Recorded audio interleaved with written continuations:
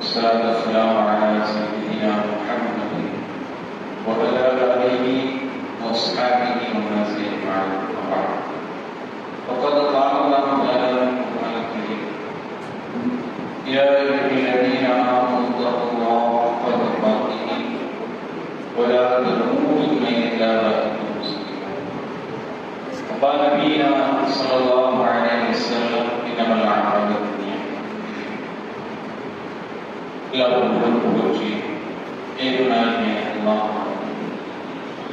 அவருடைய சாந்தி சமாதானம் நபிகள் ஸல்லல்லாஹு அலைஹி வஸல்லம் அவர்களை பின்பற்றி வாழ்ந்த சத்திய சஹாபாக்கள், மேலும் நபிகள் ஸல்லல்லாஹு அலைஹி வஸல்லம் அவருடைய குடும்பத்தார் மற்றும் நம் அனைவரும் எங்களுக்கு அல்லாஹ்வுடைய நாமத்தில் இறை மார்க்கத்தை அறிந்து கொள்வதற்காக அதன் மூலம் செயல்படுவதற்காக நாம் அல்லாஹ்வை ஒன்று கூடியிருக்கிறோம். நேரத்தில் அல்லாஹ் சுப்ஹானஹு வ தஆலா நம்முடைய பிரார்த்தனைகளை மற்றும் நம்முடைய அமல்களை ஏற்றுக்கொள்வார். இல்லாமல் அல்லாஹ் மலைக்கிறார். அல்லாஹ் சுப்ஹானஹு வ தஆலா இந்த உலகத்தை நமக்கு மறுமை நாளில் நாம் நன்மைகளை பெறுவதற்காகவே அமைத்து தந்திருக்கிறோம். உலகத்தை எல்லாம் நமக்கு முழுமையாக ஏன் வளர்த்திருக்கிறார் என்றால், நாளை மறுமை நாளில் நன்மைகளை நாம் பெற வேண்டும். அந்த நன்மைகள் மூலமாக சொர்க்கத்தை அடைய வேண்டும் என்கின்ற நோக்கம். அதனாலதான் இந்த உலகத்தில் சில கட்டளைகள் அவனை மட்டும் வணங்க வேண்டும், அவனுடைய தூதருக்கு கட்டுப்பட வேண்டும். இப்படி பல கட்டளைகளையும் பல வழக்கங்களையும் அல்லாஹ் சுப்ஹானஹு வ தஆலா இந்த உலகத்தில் வழங்கியிருக்கிறார். ஒவ்வொரு முஃமினும் ஒவ்வொரு முஸ்லிமும் தன்னுடைய வாழ்க்கையில் இந்த உலகத்தில் தான் செய்கின்ற நன்மைகளை எல்லாம் எதற்காக செய்ய வேண்டும் என்று சொன்னார், முழுமையான முறையில் மறுமைக்காகவே தன்னுடைய நன்மைகளை அமைத்துக் கொள்ள வேண்டும். இன்னைக்கு நம்முடைய அப்படிப்பட்ட ஒரு செயல்பாடு இன்றைக்கு நாம் வாழ்ந்து கொண்டிருக்கிறோமா? அல்லாஹ் சுப்ஹானஹு வ தஆலா தன்னுடைய திருமறையில் சொல்லி காட்டுகிறான்: இக்தரப லின்னாஸி ஹிசாபுஹும் இக்தரப லின்னாஸி ஹிசாபுஹும். மனிதர்களுக்கு அவருடைய கேள்வி கணக்குடைய நாள் நெருங்கி இருக்கிறது, மறுமை நாள் நெருங்கி இருக்கிறது. ஆனால் அவர்களும் எந்த நிலையில் இருக்கிறாங்கன்னா, நன்மை இல்லாமல், நன்மையை செய்யாமல், நன்மையை விதைக்காமல், மறுமையுடைய அந்த சிந்தனை இல்லாமல் இந்த உலகத்தில் விளையாட்டில் இருந்து கொண்டிருக்கிறார்கள்.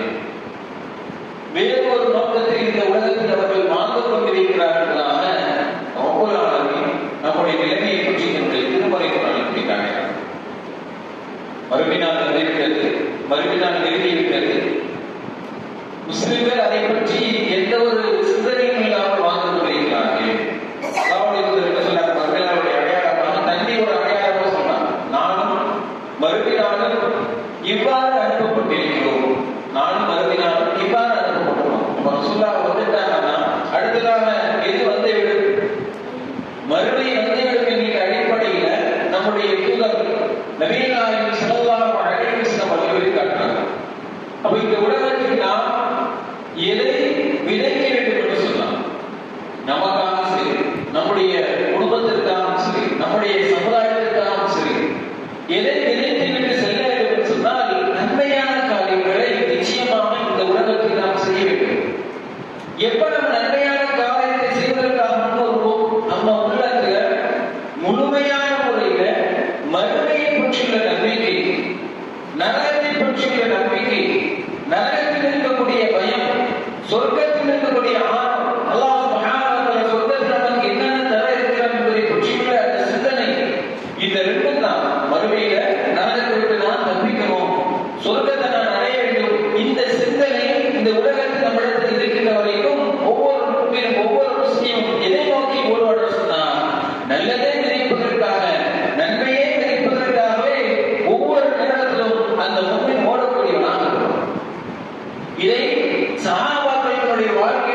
சென்றிருக்கிறார்.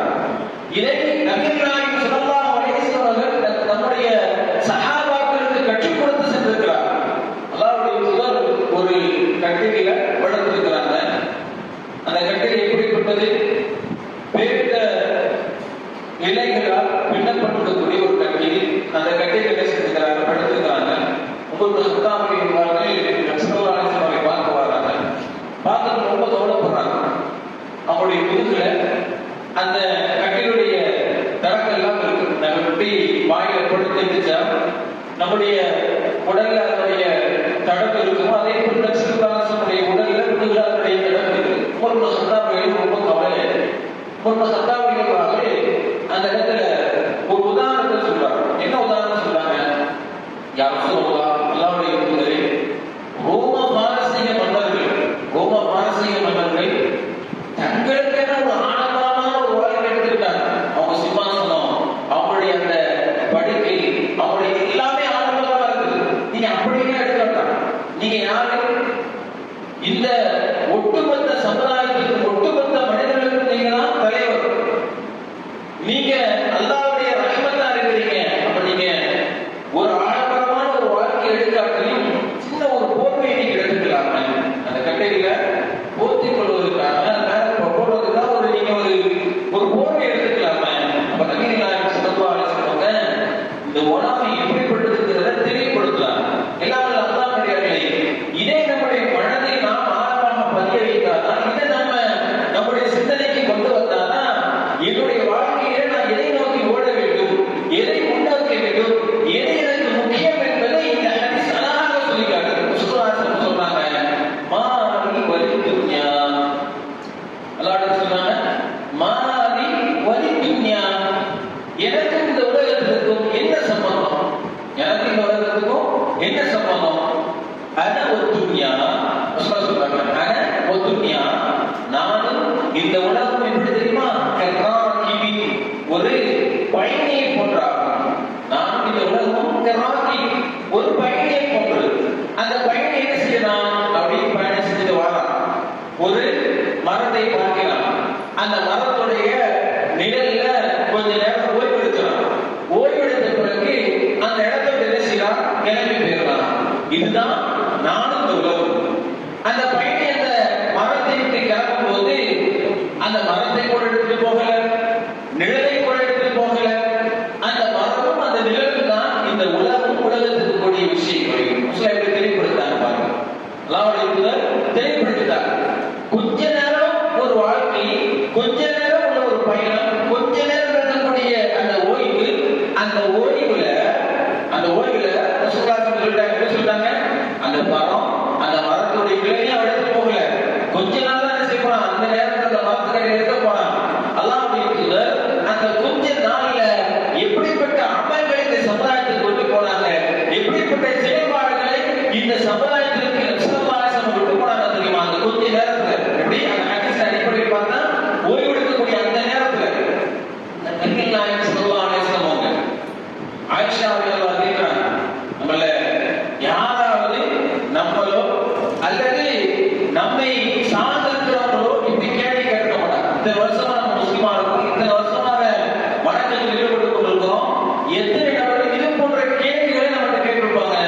ரசூலுல்லாஹி ஸல்லல்லாஹு அலைஹி வஸல்லம் தொழுதுட்டு இருக்கும்போது அவருடைய கால் ஆயிட்டு, கால் வீங்கிட்டு, ஒரு வணக்கத்தை செய்யறாங்க, ஒரு அமலை செய்யறாங்க, இரவு நேரத்துல எந்த அளவுக்கு கால்கள் எல்லாம் வீங்கிட்டு நேரா ஆயிஷா வராங்க. ரசூலுல்லாஹ் கேட்கிறாங்க, அல்லாஹ்வுடைய தூதரே, இவ்வளவு சிரமப்பட்டு நீங்க தொழணுமா? உங்க கால்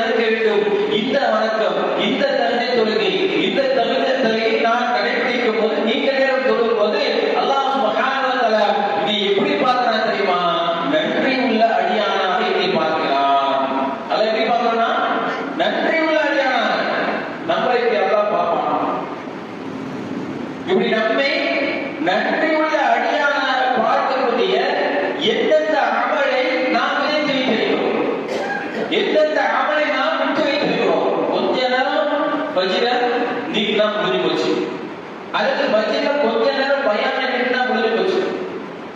பயான அல்லது பஜ்ருடைய தொழுகையோ அல்லது இது போன்ற வகுப்புகளையோ கொஞ்ச நேரம் நம்ம நீக்கிட்டா நம்மளால என்ன செய்ய முடியாது, இருக்க முடியாது. நீங்க பார்க்கிறோமா இல்லையா, யதார்த்தத்தை பார்க்கிறோமா இல்லையா? நம்முடைய சூழ்நிலை என்ன? இது ஒரு பக்கம்.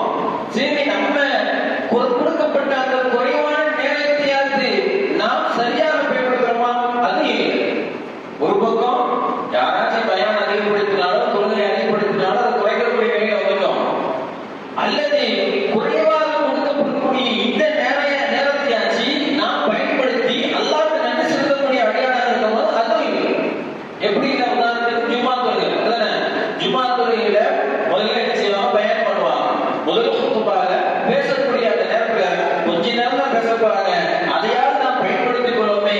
அதை பயன்படுத்திக் கொண்டு அந்த செய்திகளை நாம் கேட்டு அல்லாஹ்வுக்கு நன்றி செலுத்தக்கூடிய ஒரு அடியானாக வெளிப்படுத்துவதற்காக இந்த அமல இந்த பயானை நாம் கேட்டுக்கொள்வோமே என்கின்ற அடிப்படையிலாக இன்னைக்கு முஸ்லிம்கள் இருக்கிறாங்கன்னா கிடையாது. அப்ப என்ன நம்ம விதைக்கிறோம், எதை நம்ம இந்த சமுதாயத்தில் சொல்றோம்? நம்மளை பார்த்து யார் வளர்றா? நம்ம குழந்தைகள். நம்ம யாரை பார்த்து வாழ்ந்தோம்? நம்ம வாப்பா உமா நம்ம வாப்பா என்ன செய்யறாங்களோ அதை இன்னைக்கு நிறைய பேர் செஞ்சுட்டு இருக்காங்க. நம்ம வாப்பா என்ன செஞ்சாங்க, கரெக்டா ஜும்மாக்கு லேட்டா எடுத்து போவாங்க, அதே நேரத்தை நம்ம போவோம். அதை பார்த்து யார் பண்றா? நம்ம பசங்க பண்றாங்க. நம்ம வாப்பா என்ன செய்வாங்க, நிறைய பேருடைய தந்தைமார்கள் தொலையே போக மாட்டாங்க, அதை யார் பார்க்கறாங்க? அப்பாவே சொல்றாங்க, நான் என்ன செய்வது, படுத்து தூங்குறது, படுத்து தூங்கிடுவாங்க. அப்போ ஒரு அமல நக்சல்வாசம் அவர்கள் கற்றுத் தருகிறார் சொன்னால் அந்த அமல் எப்படிப்பட்டதாக தெரியுமா? இந்த சமுதாயமே, ஒட்டுமொத்த சமுதாயமே அதன் மூலமாக பலன்பெறக்கூடியதாக இருக்கிறது. நாம் அறிந்திருக்கிறோம், இந்த தகஜத் தொழுகை ஒரு மனிதன் தொழும் போது, இந்த இரவுல கடைசி நேரத்தில் ஒரு மனிதன் அந்த நேரத்தை பயன்படுத்தும் போது அல்லாஹ் சுப்ஹானஹு வ தஆலா இதோ தெரிகிறது, இந்த வானத்துக்கு வந்துட்டு என்னுடைய கரங்களை விரித்து அல்லாஹ் கேட்பானா, யாராவது ஏதாவது ஒரு அடியான் இருக்கிறாரா, இவ்விடம் கேட்கக்கூடிய என்னுடைய தேவைகளை கேட்கக்கூடிய ஏதாவது ஒரு அடியான் இருக்கிறானா? இப்போது அவன் கேட்டான் என்று சொன்னால் அந்த தேவையை நான் நிறைவேற்றி தருகிறேன். ஏதாவது ஒரு அடியான் பாவம் மன்னிப்புக்கூடிய அடியான் யாராவது இருக்கிறானா? இவ்விடத்திலே பாவம் மன்னிப்பு இந்த நேரத்தில் கேட்டான் என்று சொன்னால் அவனுடைய பாவங்களை எல்லாம் நான் மன்னிக்கிறேன் என்பதாக அல்லாஹ் சுப்ஹானஹு வ தஆலா ஒவ்வொரு இரவும் அதை நிற்கிறான். எல்லாம் அல்லாஹ்வுடைய நம்முடைய அமல்களை இன்றைக்கு நாம் எதை செய்து கொண்டிருக்கிறோம், இந்த உலகத்துல எதை செய்யணும்? அப்ப நம்முடைய நிலைமை என்ன, நம்முடைய சூழ்நிலை என்ன, எதை நாம் முக்கியமாக பார்ப்பதில்லை, இதன் பக்கம் நம்முடைய அமல்களை முன்னோக்கி செய்வதில்லை. மறுமையின் பக்கம் நாம் முன்னோக்கி இருக்கிறோம். ரெண்டு விஷயம் பாருங்க. சலஃபு சாலிஹீன் சொல்வாங்க, நமக்கு முன்னால் வாழ்ந்த நல்லவர்கள், தாபீகள், தபஅ தாபீகள், அவங்க எப்படிப்பட்ட நிலையில் இருந்திருக்கிறாங்க? சஹாபாக்கள், தாபீகள், தபஅ தாபீகள், இமாம்கள், இவங்க தன்னுடைய வாழ்க்கையில எப்படிப்பட்ட நிலையில அமல்களை செய்தார்கள், இஸ்லாத்தை பார்த்து எப்படிப்பட்ட அமல்களை செஞ்சிருக்கிறாங்க. ஏதாவது ஒரு தப்பு செஞ்சுட்டாங்க.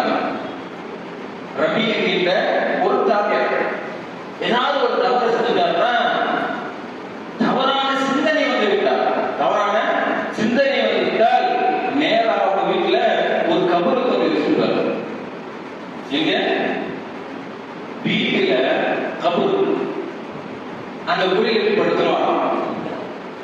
படுத்துட்டு அவரே கேள்வி கேட்பார், ரபி ரபி உனக்கு இப்போ ஒரு வாய்ப்பு தரப்படுகிறது, அந்த வாய்ப்பை நீ பயன்படுத்திக்கோ. அந்த வாய்ப்பை நீ பயன்படுத்திக் கொண்டு இனி தவறின் பக்கம் செல்லாது. அவரே கபூரில் படுத்துட்டு அவரே கேள்வி கேட்டு அவரே பதில் சொல்லி அந்த கபூர்ல என்ன செய்வானா வந்து மீண்டும் தன்னை ஒரு புது மனிதனாக ஆக்கிக் கொண்டு அமலின் பக்கம் செல்வார். இன்னைக்கு நம்முடைய வீட அமல் செய்யக்கூடியதாக அல்லது அமலை நினைவுபடுத்தக்கூடியதாக ஒரு வீடாக இன்னைக்கு நம்ம வச்சுக்கிறோமா?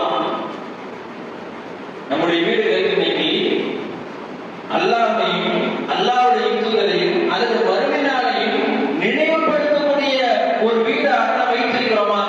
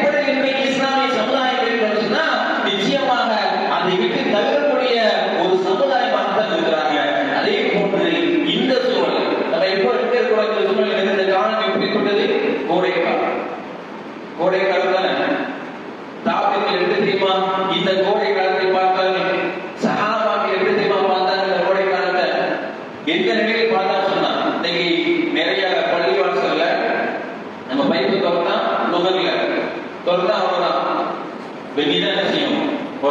அந்த அளவுக்கு தண்ணீர் கடுமையான முறையில் சாப்பாக்கள் தங்களுடைய தலையில சூடான தண்ணியை ஊற்றும் போது அவங்களுக்கு மறுபடியும் ஞாபகம் சூடான தண்ணியை தலையில ஊற்றும் போது மறுபடியும் அந்த சிந்தனை பக்கம் போயிட்டார். அமல்கள்ல ஒருத்தர் உறுதியாக கூட சொன்னா அமைப்புக்கு ஒருத்தர் ஓடணும் சொன்னா அந்த அமலை பிற மக்களுக்கு எடுத்து சொல்ல சொன்னால் முதல் அடிப்படை என்ன, முதல் விஷயமா அவருடைய மனதில் என்ன இருக்கணும் சொன்னா மறுமையான சிந்தனை இருக்கணும். எல்லா மாணவர்களையும் எல்லா சூழ்நிலையிலும் அவர் எடுத்து வைக்கக்கூடிய எல்லா நடவடிக்கைகளும் முழுமையான முறையில மறுமை மட்டும்தான் ஞாபகமா இருக்கணும். இப்பொழுது மசூதரைகளாக அப்படியே தண்ணியை கட்டி ஊற்றும் போது அழ ஆரம்பிச்சுட்டாங்க. அழ ஆரம்பிச்சுட்டு அதுக்கு ஒரு குரான் வசனத்தை உதவி காட்டுறாங்க. சூரா ஹஜ் 22வது அத்தியாயம் 19வது வசனம். என்ன வசனம் தெரியுமா?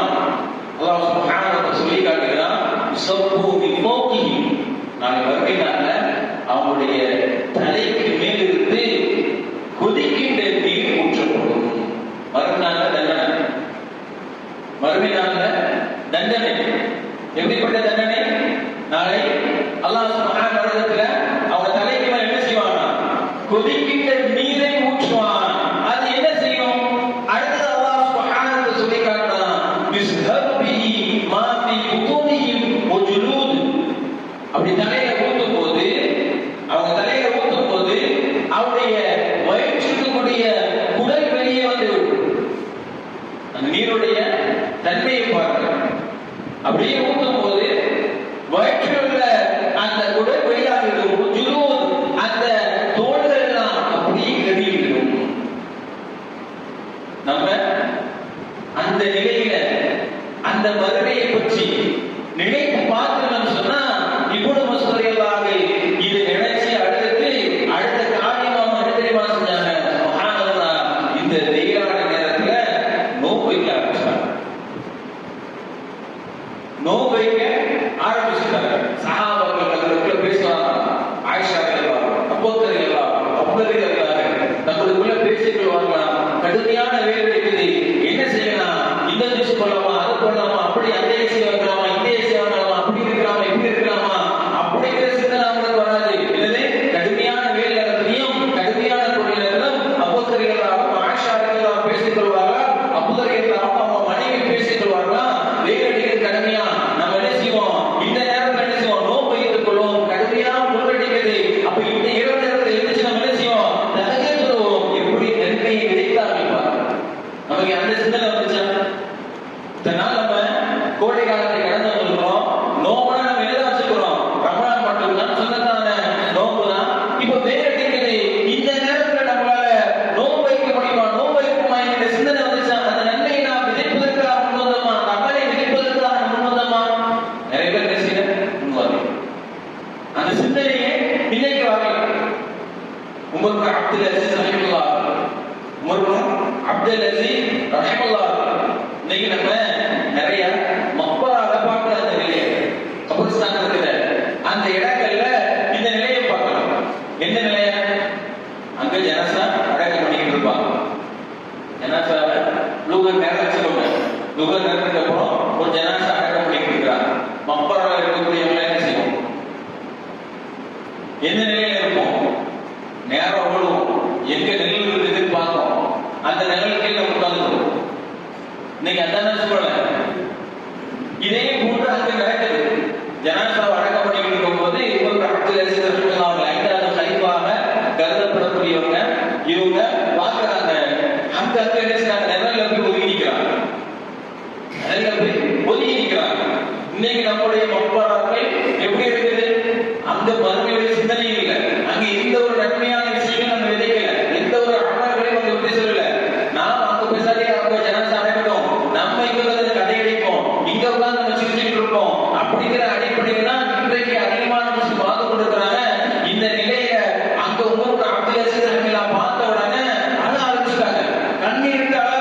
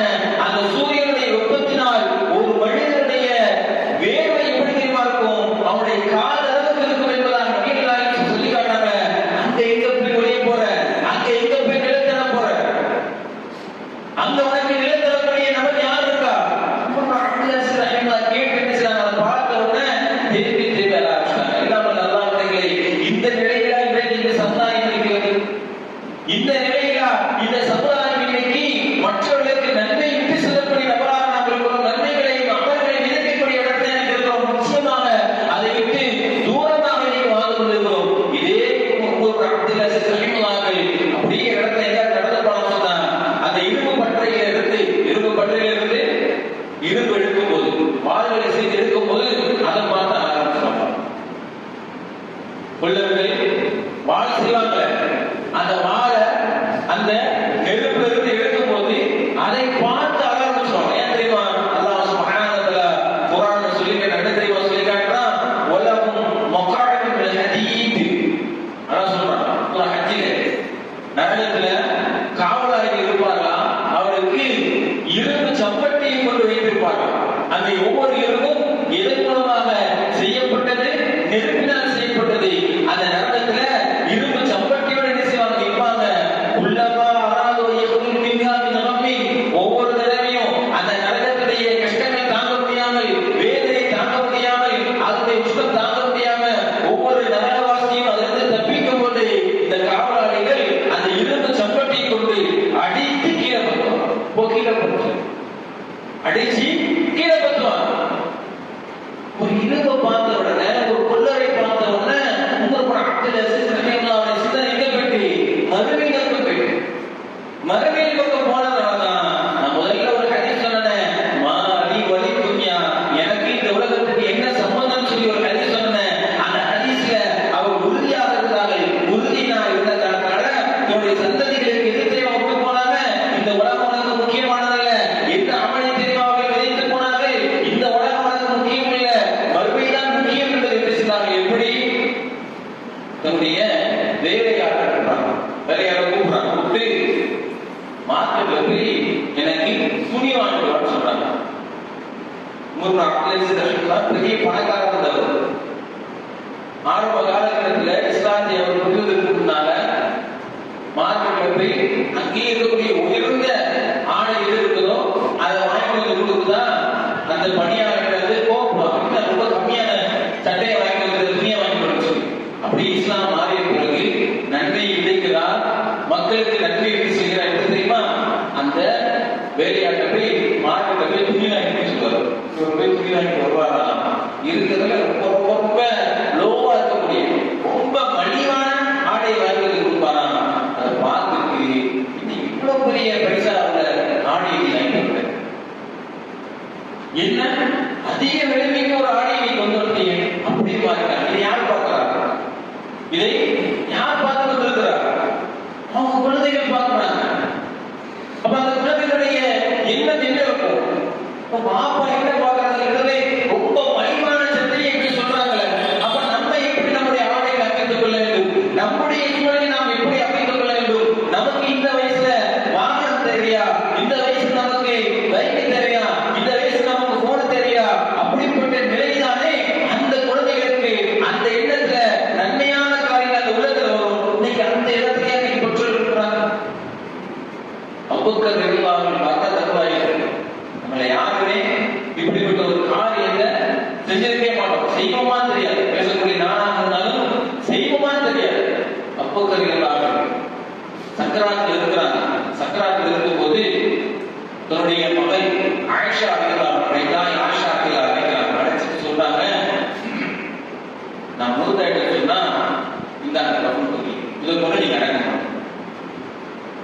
மூத்தாவதுக்கு முன்னாடியே எதை வாங்கி வச்சுட்டாங்க? கஃன் துணியை வாங்கி வச்சு. நம்ம அரைச்சி பிறகு கஃன் துணியை அவங்க ரொம்ப செலவு பண்ணிடுவாங்களோ அபூபக்கர் ஒரு பயம். நான் மூத்தான பிறகு கலீஃபானா பீன்லான் ஸல்லல்லாஹு அலைஹி என்னை கலீஃபா ஆக்குனாங்க.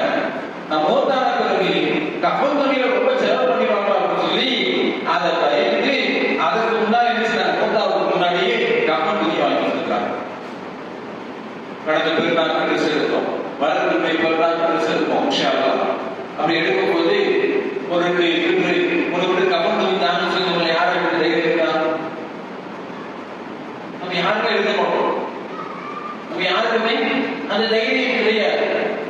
இதை அபூபக்கர் ரலியல்லாஹு அன்ஹு தன்னுடைய முக்கியமான சக்கராத்துல இல்லாத நாள் எடுத்து காட்டும் போது அதை பார்க்கக்கூடியவருடைய நிலைமைகள், அதை பார்க்கக்கூடிய ஒட்டுமொத்த சஹாபாக்கள், அவருடைய சந்ததிகளுடைய நிலைமை, அவருடைய சிந்தனைக்கு போகும். ஒரு ஹலீஃபா நபிகள் நாயகம் ஸல்லல்லாஹு அலைஹி வஸல்லம் அப்புறம் இந்த சமுதாயத்தினால் மதிக்கப்படக்கூடிய முதன்மையானவர் யாருக்கு அப்புறம்? ரசூலுல்லாஹ்வுக்கு பிறகு நம்ம எல்லாரும் நேசிக்கக்கூடிய ஒரு நபர் யாருன்னு சொன்னால் அபூபக்கர் சித்திக் ரலியல்லாஹு அன்ஹு. அந்த சஹாபியே அவ மன்னிக்கும் போது ஒரு கப்பனை எடுத்து வச்சிருக்காங்க.